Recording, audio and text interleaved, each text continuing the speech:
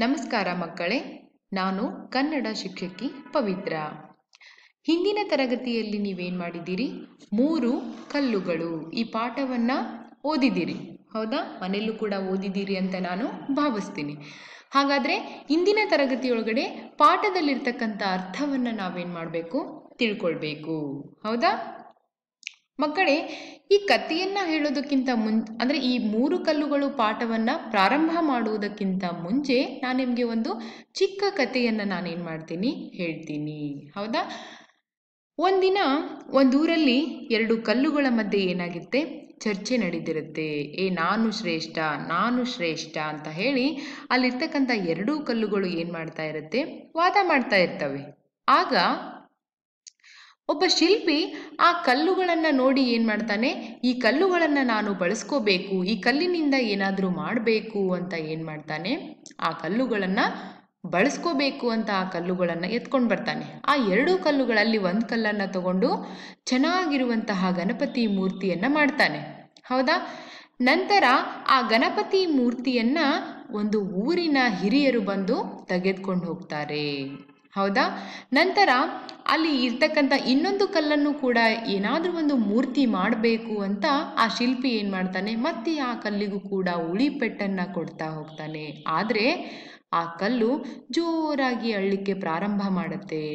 ಅಯ್ಯೋ ಶಿಲ್ಪಿಯೇ, ದಯವಿಟ್ಟು ನೀ ನನಗೆ ಉಳಿಪೆಟ್ಟನ್ನು ಕೊಡಬೇಡ, ನನಗೆ ತುಂಬ ನೋವಾಗ್ತಾ ಇದೆ, ನೀನೇನು ಮಾಡಬೇಡ, ನನಗೆ ಹೊಡಿಬೇಡ ಅಂತ ಹೇಳಿದಾಗ ಆ ನೋವಿಗೆ ಓಗೊಟ್ಟು ಆ ಶಿಲ್ಪಿ ಆ ಕಲ್ಲನ್ನು ಆ ಗುಡಿಯ ಮುಂದೆ ಬಿಟ್ಟು ಹೊರಟೋಗ್ತಾನೆ. ಕೆಲವೊಂದಿಷ್ಟು ದಿನಗಳ ಆದಮೇಲೆ ಆ ಊರಿನ ಹಿರಿಯರು ತೆಗೆದುಕೊಂಡು ಹೋಗಿರ್ತಕ್ಕಂಥ ಗಣಪತಿ ಮೂರ್ತಿಗೆ ಒಂದು ಗುಡಿಯನ್ನು ಕಟ್ತಾರೆ. ನಂತರ ಆ ಮೂರ್ತಿಯನ್ನು ಗುಡಿಯಲ್ಲಿ ಪ್ರತಿಷ್ಠಾಪನೆ ಮಾಡ್ತಾರೆ. ಬರ್ತಕ್ಕಂತಹ ಎಲ್ಲ ಜನರು ಕೂಡ ಏನು ಮಾಡ್ತಾರೆ? ಆ ದೇವರಿಗೆ ಕೈ ಮುಗಿದು ದಿನನಿತ್ಯ ಅಭಿಷೇಕ ಎಲ್ಲವನ್ನು ಕೂಡ ಏನು ಮಾಡ್ತಾ ಇರ್ತಾರೆ. ಆಗ ಹೊರಗಡೆ ಇರುವಂತಹ ಕಲ್ಲು ಅದನ್ನು ನೋಡುತ್ತೆ. ಅಯ್ಯೋ, ನಾನು ಕೂಡ ಉಳಿಪೆಟ್ಟನ್ನು ತಿಂದು ನಾನು ಕೂಡ ಮೂರ್ತಿಯಾಗಿದ್ದರೆ ನನಗೂ ಕೂಡ ದಿನನಿತ್ಯ ಅಭಿಷೇಕವನ್ನು ಮಾಡ್ತಾ ಇದ್ರು, ನನಗೂ ಕೂಡ ಜನರು ಅಂದರೆ ನಮಸ್ಕರಿಸ್ತಾ ಇದ್ರು ಅಂತ ಹೇಳಿ ಆಗ ಆ ಕಲ್ಲು ಏನು ಮಾಡುತ್ತೆ? ನೋವು ಪಡುತ್ತೆ, ಹೌದಾ? ನಂತರ ಈ ಕಥೆಯಿಂದ ತಿಳ್ಕೊಳ್ಳೋದೇನೆಂದರೆ, ಕಷ್ಟಗಳು ಬರೋದು ಸಹಜ, ಆದರೆ ಕಷ್ಟಗಳನ್ನು ಎದುರಿಸುವಂತಹ ಒಂದು ಸ್ವಭಾವ ನಮ್ಮಲ್ಲಿ ಇರಬೇಕು, ಒಂದು ಗುಣ ನಮ್ಮಲ್ಲಿ ಇರಬೇಕು. ಅಂದರೆ ಮಾತ್ರ ನಮ್ಮ ಯಶಸ್ಸಿನ ಒಂದು ಹಾದಿ ನಮಗೆ ಕಾಣಿಸುತ್ತೆ. ಈ ಕತೆಗೆ ಇನ್ನೊಂದು ಅರ್ಥನೇ ಯಾವುದಂದರೆ ಈ 3 ಕಲ್ಲುಗಳು. ಈ ಒಂದು ಗದ್ಯ ಪಾಠವನ್ನು, ಅತ್ಯಂತ ಸುಂದರವಾಗಿರ್ತಕ್ಕಂಥ ಪಾಠವನ್ನು ನಿಮಗೇನು ಮಾಡಿದ್ದಾರೆ? ಕೊಟ್ಟಿದ್ದಾರೆ. ಹಾಗಾದರೆ ಏನಿದೆ ಪಾಠದಲ್ಲಿ ಅನ್ನೋದನ್ನು ಇಂದಿನ ತರಗತಿಯಲ್ಲಿ ನಾವು ಅಧ್ಯಯನವನ್ನು ಮಾಡೋಣ. ಒಬ್ಬ ಶಿಲ್ಪಿ ಸುಂದರವಾದ ಮೂರ್ತಿಗಳನ್ನು ಕೆತ್ತಲು 3 ಕಲ್ಲುಗಳನ್ನು ತಂದನು. ಮೊದಲನೆಯ ಕಲ್ಲನ್ನು ತೆಗೆದು ಅದನ್ನು ಉಳಿ ಮತ್ತು ಸುತ್ತಿಗೆಯಿಂದ ಕೆತ್ತಲು ಪ್ರಾರಂಭಿಸಿದನು. ಇಲ್ಲಿ ಒಬ್ಬ ಶಿಲ್ಪಿ ಅಂದರೆ ಏನರ್ಥ ಗೊತ್ತಿದೆಯಾ ಯಾರಿಗಾದರೂ? ಶಿಲ್ಪಗಳನ್ನು ಕೆತ್ತನೆ ಮಾಡುವವರಿಗೆ ನಾವು ಶಿಲ್ಪಿ ಅಂತ ನಾವು ಹೇಳ್ತೀವಿ, ಹೌದಾ? ಇಲ್ಲಿ ಒಬ್ಬ ಶಿಲ್ಪಿ ಏನು ಮಾಡ್ತಾನೆ? ಸುಂದರವಾಗಿರ್ತಕ್ಕಂಥ ಮೂರ್ತಿಗಳನ್ನು ನಾನು ಕೆತ್ತಬೇಕು ಅಂತ 3 ಕಲ್ಲುಗಳನ್ನು ತಗೊಂಡು ಬರ್ತಾನೆ. ನಂತರ ಮೊದಲನೇ ಕಲ್ಲು ಏನು ತಗೊಂಡು ಬಂದಿರ್ತಾನಲ್ಲ, ಆ ಕಲ್ಲಿಗೆ ಏನು ಮಾಡ್ತಾನೆ? ಉಳಿ ಅಂದರೆ ಅದು ಕಲ್ಲಿಂದ ಹೊಡೆಯೋದು, ಹೌದಾ? ಸುತ್ತಿಗೆಯಿಂದ ಏನು ಮಾಡ್ತಾನೆ? ಆ ಕಲ್ಲನ್ನು ಕೆತ್ತಲಿಕ್ಕೆ ಪ್ರಾರಂಭ ಮಾಡ್ತಾನೆ. ಆಗ ಆ ಕಲ್ಲು ಶಿಲ್ಪಿಯ ಏಟನ್ನು ತಾಳೋದಿಲ್ಲ. ಶಿಲ್ಪಿಯ ಒಂದು ಹೊಡೆತವನ್ನು ಅದೇನು ಮಾಡಲ್ಲ? ತಾಳಲಿಕ್ಕೆ ಸಾಧ್ಯ ಆಗಲ್ಲ. ಆಗ ಅಯ್ಯೋ ಅಯ್ಯೋ ಎಷ್ಟು ನೋವಾಗ್ತಾ ಇದೆ ಶಿಲ್ಪಿ, ನನಗೆ ಶಿಲ್ಪಿ ದಯವಿಟ್ಟು ನೀನೇನು ಮಾಡಬೇಡ, ಈ ಏಟನ್ನು ನನಗೆ ಕೊಡಬೇಡ, ಈ ಏಟನ್ನು ನನಗೆ ಸಹಿಸಲಿಕ್ಕೆ ಆಗ್ತಾ ಇಲ್ಲ, ನನ್ನನ್ನು ದಯವಿಟ್ಟು ನೀನು ಬಿಟ್ಬಿಡು ಅಂತ ಹೇಳಿ ಮೊದಲನೆಯ ಕಲ್ಲು ಆ ಒಬ್ಬ ಶಿಲ್ಪಿಗೆ ಕೇಳುತ್ತೆ. ಆಗ ಶಿಲ್ಪಿ ಆ ಕಲ್ಲಿನ ಮಾತನ್ನು ಕೇಳ್ತಾನೆ.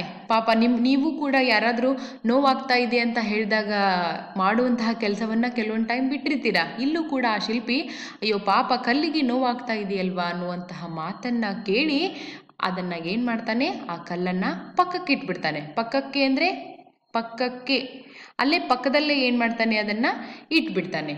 ನಂತರ ಮತ್ತೆ ಒಂದನೇ ಕಲ್ಲಂದ್ರೂ ನೋವಾಗ್ತಾ ಇದೆ, ನನ್ನ ಪಾಡಿಗೆ ಬಿಟ್ಬಿಡು ಅಂತ ಹೇಳ್ತು. ಈಗ ಎರಡನೇ ಕಲ್ಲು ಏನು ಹೇಳುತ್ತೆ ಅನ್ನೋದನ್ನ ನೋಡೋಣ. ಎರಡನೇ ಕಲ್ಲನ್ನು ತೆಗೆದುಕೊಳ್ತಾನೆ. ಅದಕ್ಕೂ ಕೂಡ ನೂರಾರು ಏಟುಗಳನ್ನು ಏನು ಮಾಡ್ತಾನೆ, ಹಾಕ್ತಾನೆ. ಏಟು ಅಂದರೆ ಹೊಡೆಯೋದು. ನೀವು ಕಲ್ಲನ್ನು ಒಡೆಯುವುದನ್ನು ನೋಡಿರ್ತೀರಿ. ನೀವು ಸುತ್ತಿಗೆಯಿಂದ ಕಲ್ಲನ್ನು ಹೊಡಿತಾ ಇರ್ತಾರೆ ಮನೆ ಕಟ್ಟುವಾಗ. ಹೌದಾ? ಮನೆ ಕಟ್ಟುವಾಗ ಕಲ್ಲು ಏನು ಚೌಕಾಗಬೇಕು ಅಂತ ಹೇಳಿ ಕಲ್ಲನ್ನು ಏನು ಮಾಡ್ತಾ ಇರ್ತಾರೆ, ಏಟುಗಳನ್ನು ಕೊಟ್ಟು ಚೌಕಾಕಾರದಲ್ಲಿ ಮಾಡ್ಕೊಳ್ತಾ ಇರ್ತಾರೆ. ಇಲ್ಲೂ ಕೂಡ ಎರಡನೇ ಕಲ್ಲಿಗೂ ಕೂಡ ನೂರಾರು ಏಟುಗಳನ್ನು ಏನು ಮಾಡ್ತಾನೆ, ಆ ಶಿಲ್ಪಿ ಹಾಕ್ತಾನೆ. ಆ ಕಲ್ಲು ಸಹ ಏನು ಮಾಡುತ್ತೆ, ನೋವನ್ನು ಸಹಿಸೋದಿಲ್ಲ.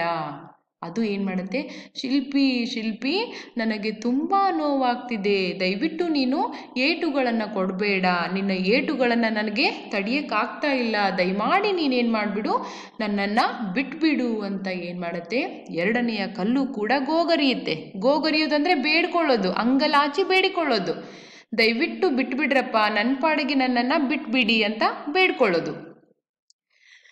ಅದರ ಮಾತನ್ನು ಕೇಳಿ ಶಿಲ್ಪಿಗೂ ಕೂಡ ಏನಾಗುತ್ತೆ, ಬೇಸರ ಆಗುತ್ತೆ. ಅಯ್ಯೋ, ನಾನು ಯಾವ ಕಲ್ಲನ್ನು ನಾನು ಏಟನ್ನು ಕೊಡ್ತಾ ಇದ್ದೀನಿ, ಯಾವ ಕಲ್ಲುಗಳು ಕೂಡ ಏನು ಮಾಡ್ತಾ ಇಲ್ಲ, ಏಟನ್ನು ಸಹಿಸ್ಕೊಳ್ತಾ ಇಲ್ವಲ್ಲ ಅಂತ ಹೇಳಿ ಆ ಕಲ್ಲನ್ನು ಕೂಡ ಏನು ಮಾಡ್ತಾನೆ, ಬಿಟ್ಬಿಡ್ತಾನೆ.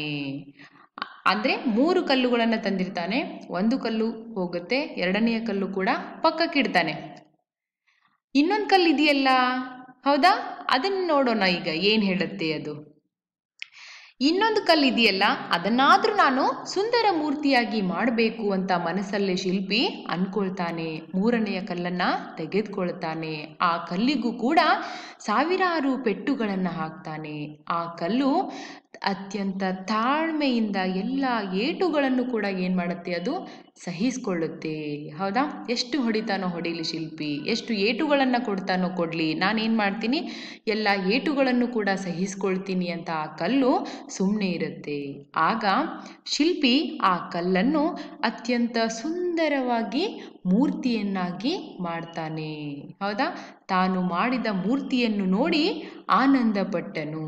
ಅವನೇ ಏನು ಮಾಡ್ತಾನೆ, ನಾನು ಕೆತ್ತಿರ್ತಕ್ಕಂಥ ಮೂರ್ತಿನ ಇದು, ಎಷ್ಟು ಸುಂದರವಾಗಿ ಕೆತ್ತಿದ್ದೀನಲ್ವ ನಾನು ಮೂರ್ತಿನ, ಎಷ್ಟು ಚೆನ್ನಾಗಿ ಕಾಣಿಸ್ತಾ ಇದೆ ಅಲ್ವಾ ಮೂರ್ತಿ ಅಂತ ಹೇಳಿ ತನ್ನ ಮನಸ್ಸಲ್ಲಿ ಶಿಲ್ಪಿ ಆನಂದ ಪಡ್ತಾನೆ, ಖುಷಿ ಪಡ್ತಾನೆ.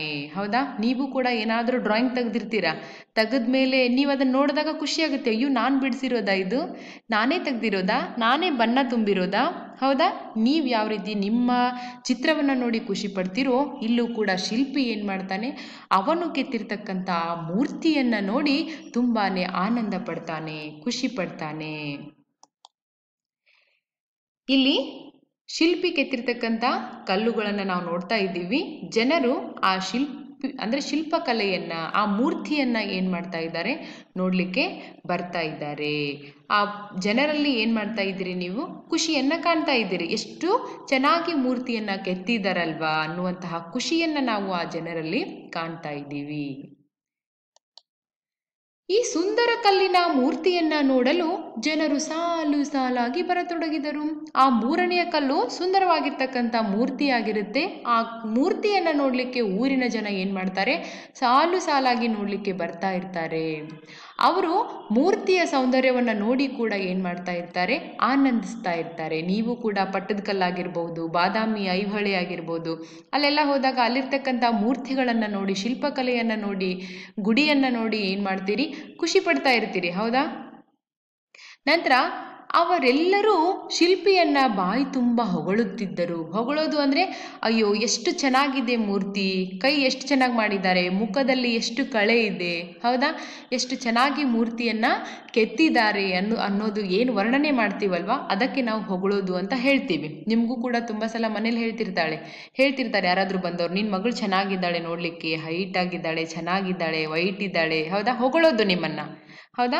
ಇಲ್ಲಿ ಶಿಲ್ಪಿ ಏನು ಮಾಡ್ತಾನೆ, ಆ ಮೂರ್ತಿಯನ್ನು ನೋಡಿರ್ತಕ್ಕಂಥ ಜನರು ಏನು ಮಾಡ್ತಾರೆ, ಹೊಗಳಿಕ್ಕೆ ಪ್ರಾರಂಭ ಮಾಡ್ತಾರೆ. ಇದನ್ನು ಮೊದಲ 2 ಕಲ್ಲುಗಳು ಕೂಡ ಗಮನಿಸುತ್ತೆ.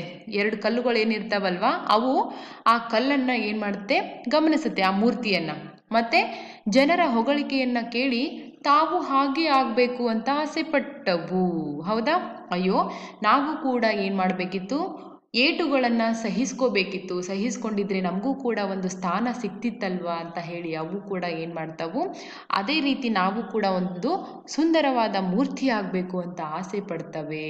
ಕೊನೆಗೆ ಅವೆರಡು ನಾವು ಶಿಲ್ಪಿಯ ಏಟುಗಳನ್ನು ತಾಳಲಾರದೆ ಹೋದೆವು, ನಮ್ಮ ಗೆಳೆಯ ಪೆಟ್ಟುಗಳನ್ನು ತಡೆದುಕೊಂಡನು, ಆದ್ದರಿಂದ ಇಂದು ಸುಂದರ ಮೂರ್ತಿಯಾಗಿದ್ದಾನೆ. ಹೌದಾ, ನಾವೇ ಏನು ಮಾಡಿಬಿಟ್ವಿ, ಆ ಶಿಲ್ಪಿಯ ಏಟುಗಳನ್ನು ಸಹಿಸಲಾರದೆ ಹೋಗ್ಬಿಟ್ವಿ. ಆದರೆ ನಮ್ಮ ಗೆಳೆಯ ಏನಿದಾನಲ್ಲ, ಎಲ್ಲ ಏಟುಗಳನ್ನು ಸಹಿಸಿಕೊಂಡು ಏನು ಮಾಡ್ದ, ಒಂದು ಸುಂದರ ಮೂರ್ತಿಯಾಗಿದ್ದಾನೆ. ಅದಕ್ಕೆ ಅದನ್ನು ನೋಡಲು ಪ್ರತಿನಿತ್ಯ ಏನು ಮಾಡ್ತಾ ಇದ್ದಾರೆ, ಜನರು ಬರ್ತಾ ಇದ್ದಾರೆ.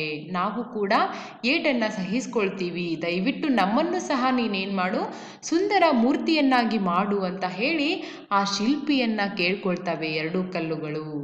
ಹೌದಾ, ಅದರಂತೆ ಒಂದಿನ ಏನಾಗುತ್ತೆ, ಶಿಲ್ಪಿ ಏನು ಮಾಡ್ತಾನೆ, ನಾವು ಈಗ ಎಷ್ಟು ಏಟುಗಳನ್ನಾದರೂ ಸಹಿಸ್ಕೊಳ್ತೀವಿ ಅಂತ ಹೇಳಿರ್ತಕ್ಕಂಥ ಕಲ್ಲುಗಳನ್ನು ಮೂರ್ತಿಯನ್ನಾಗಿ ಮಾಡ್ತಾನೆ. ಶಿಲ್ಪಿಯು ಸಂತೋಷದಿಂದ ಆ ಒಂದು ಕರೆಗೆ ಒಪ್ಪಿ ಅವುಗಳನ್ನು ಸುಂದರ ಮೂರ್ತಿಗಳಾಗಿ ಮಾಡ್ತಾನೆ. ಜನರು ಆ ಶಿಲ್ಪಗಳ, ಆ 3 ಶಿಲ್ಪಗಳ ಸೌಂದರ್ಯವನ್ನು ಕಣ್ತುಂಬ ನೋಡಿ ಆನಂದ ಪಡ್ತಾರೆ, ಶಿಲ್ಪಿಯ ಕುಶಲತೆಯನ್ನು ಮೆಚ್ಚಿದರು. ಹೌದಾ, ಅವನಿಗೆ ಅಭಿನಂದನೆಯನ್ನ ಸಲ್ಲಿಸಿದರು. ಅತ್ಯಂತ ಸುಂದರವಾಗಿರ್ತಕ್ಕಂಥ ಮೂರ್ತಿಯನ್ನ ಕೆತ್ತಿರ್ತಕ್ಕಂಥ ಶಿಲ್ಪಿಯನ್ನ ಜನರು ಏನು ಮಾಡ್ತಾರೆ, ಹೊಗಳ್ತಾರೆ. ಹೌದಾ, ನಂತರ ಅವನಿಗೆ ಅಭಿನಂದನೆಯನ್ನು ಕೂಡ ಏನು ಮಾಡ್ತಾರೆ, ಸಲ್ಲಿಸ್ತಾರೆ ಮಕ್ಕಳೇ. ಹೌದಾ, ಈ ಪಾಠದ ಅರ್ಥ ಏನಂದರೆ, ಕಷ್ಟಗಳು ಬರುವುದು ಸಹಜ, ಕಷ್ಟಗಳಿಗೆ ನೀವು ಅಂಜಬಾರ್ದು. ಹೌದಾ, ಹಿಂಜರಿಬಾರ್ದು. ನೀವು ಧೈರ್ಯವಾಗಿ ನೀವು ಏನು ಸಾಧನೆ ಮಾಡಬೇಕು ಅಂತ ಅಂದ್ಕೊಂಡಿದ್ದೀರೋ ಆ ಸಾಧನೆಯತ್ತ ನೀವು ನಡಿಬೇಕು ಅನ್ನೋದು ಈ ಪಾಠದ ಒಂದು ಅರ್ಥ ಮಕ್ಕಳೇ.